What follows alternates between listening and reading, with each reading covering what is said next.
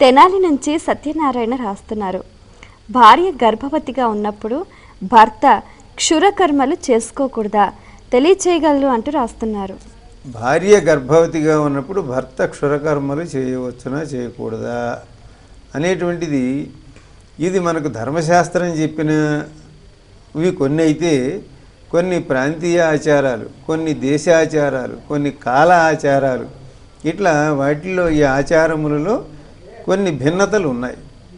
ఒక ప్రాంతంలో లేకపోతే కొన్ని కొన్ని కులాల వారు పాటించినవి మరి కొన్ని కులాల వారు పాటించరు, దాన్ని కులాచారము అంటారు. ఒక ప్రాంతం వారు చేసినవి మరొక ప్రాంతం వారు చేయరు, వాటిని దేశాచారములు అంటారు.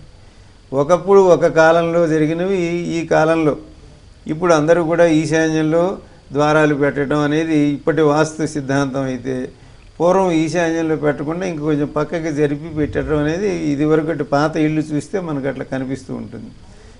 ఇటువంటి మార్పులు జరుగుతూ ఉంటాయి. అందువలన పూర్వం భర్త భార్య గర్భవతిగా ఉన్నదనే విషయం తెలియటానికి, ఆ విషయంలో లోకానికి వాళ్ళకి ఒక అశౌచం ఏర్పడుతుంది. 6వ నెల నుంచి కూడా గర్భవతి శరీరంలో ఆ శిశువుకి సంపూర్ణమైన అవయవములు ఏర్పడటం, వాటితోటి ఆ శిశువు ప్రసవం అయ్యే వరకు కూడా వారికి ఒక అశౌచం ఏర్పడుతుంది, ఒక మైల ఏర్పడుతుంది అని.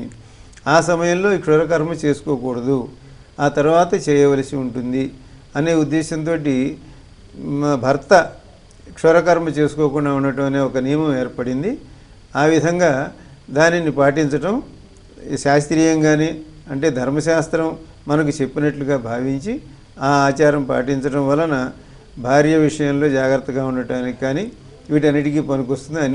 ఎన్నో రకాలైన ప్రయోజనాలతో ఆ నియమం పెట్టబడింది కనుక భార్య గర్భవతిగా ఉన్నప్పుడు భర్త క్షురకర్మలు చేయించుకోకూడదు.